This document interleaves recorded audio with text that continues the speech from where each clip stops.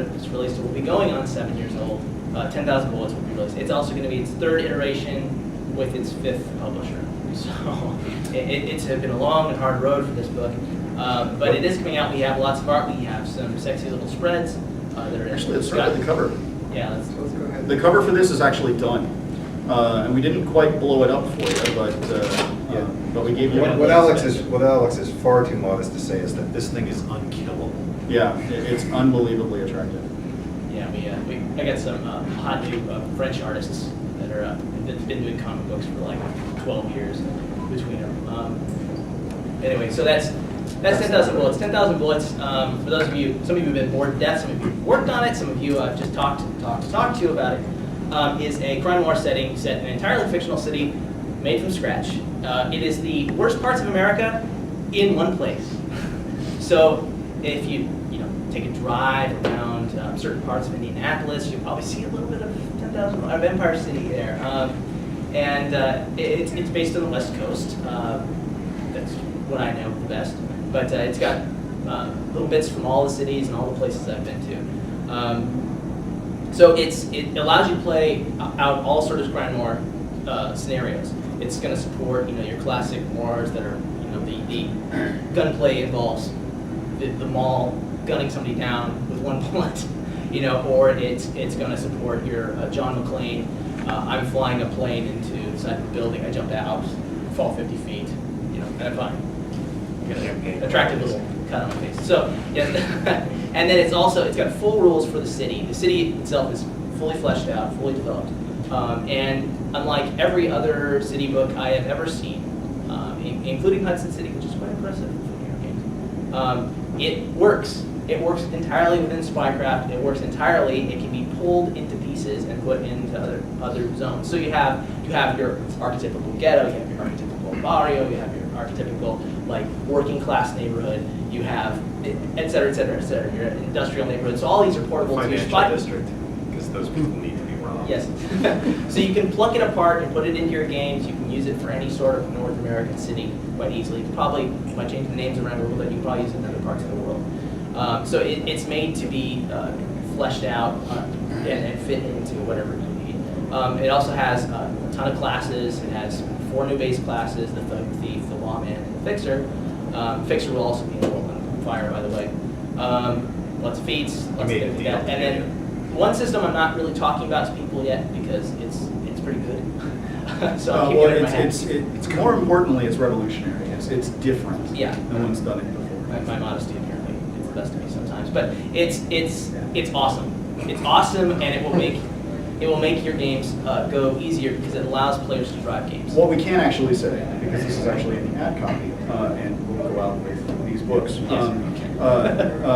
It's called the Empire System, and it's basically the theme of 10,000 Bullets is that you start off as a street thug, or you can start off as a street. You could play a kingpin if you wanted to, or you can start out as Dirty Harry. Right. Well, maybe not Dirty Harry, but Detective Callahan. But the Empire System assumes that you start off on one side of the law or the other, and you have a small amount of resources, basically you and close friends, contacts. The Empire System allows you to not only build your place in the setting as actual locations and places to adventure seeds and whatnot, but also allows you to amass a fortune and build your empire. Getting us to the tagline, get yours. Get yours. Yes, absolutely, it's about getting yours. In a sense, the Empire is an additional character in your party that is built by the team. And you can, with it, my intent is that you can do your classic, you can do Scarface or you can be Batman. If you want to be one guy who's an utter badass, who everybody fears and everybody knows, you can do that. Or you can invest yourself into various sort of endeavors, things like that. And then it's got a whole other segment which allows players to drive entire campaigns. So right. It makes the life, and in such a way, for those of you who GM your own games, it will belch out the guts of a mission at the same time. Yeah, this is a theme actually we're doing with quite a few things. I think you were talking about doing a little bit of this before the start too, where the characters make their own adventure. It's not always just the GM producing something. It's collaborative effort. But the same thing will happen with Crucible. The Crucible's actually been built with that. Collaborative makes it sound so innocent and nice. Like a number of systems that we have in Spycraft, it actually can be some rather aggressive push-pull between the players. Right. Oh, well, I'm going to bet this much effort, and what you got? Yeah, and the flavor changes by the game. In 10,000 Bullets, which we are treating as a separate quote-unquote system. I mean, it uses the same system as Spycraft 2.0, but it has its own flavor, it has its own intents, it's trying to accomplish different things. It is an extremely adversarial setting because you basically have good and evil for the most part. Right. They're blurred, Yeah. but yeah, I mean, you've got cops and you've got robbers, but at the same time, within every single character in the setting, you have this struggle that you have. And every setting will have a different take on those types of things. Everything will have a different theme. With World on Fire, it's similar, but the theme is an ideological conflict. It's a very heavy role-playing setting, ROLE, and takes into consideration a lot of the things that we deal with on a daily basis and we see on the news, and asks you to confront those headlong as a character. And our other settings will do that as well. You have some art. Yes, I'm going to cycle the art around and just let people. Yes, and we have some spreads. Well, we obviously don't want to pass it around until we talk to them. Okay. Yeah, here is what a chapter header and a spread will look like in 10,000. Yeah. Yeah, we have the same designer who did Spycraft 2.0 doing it. It's really, really pretty. Here's another spread. This one has some character options on it. You guys get a little peek at the. Looks pretty far along, and beyond that, yeah, that's all that we got for that. Farthest Star? Farthest Star follows after 10 KB. It's on occasion I've been explaining to people probably the simplest one is Star Trek gets run over by Battlestar Galactica, and then Firefly comes by to pick its pockets. It's a very long time in the future. The technology is advanced in a number of ways, but the people haven't. It's still the humans you know today who will walk past a starving man on the street. So the players end up typically originating from somewhere in the middle of the spectrum, where there are still people of enormous power above you and people of very great hunger below you, and either one of them can scream just as badly at any given moment.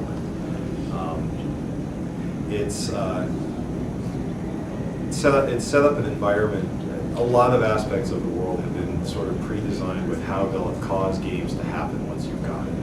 Every piece of the technology has been chosen in a way to launch adventures.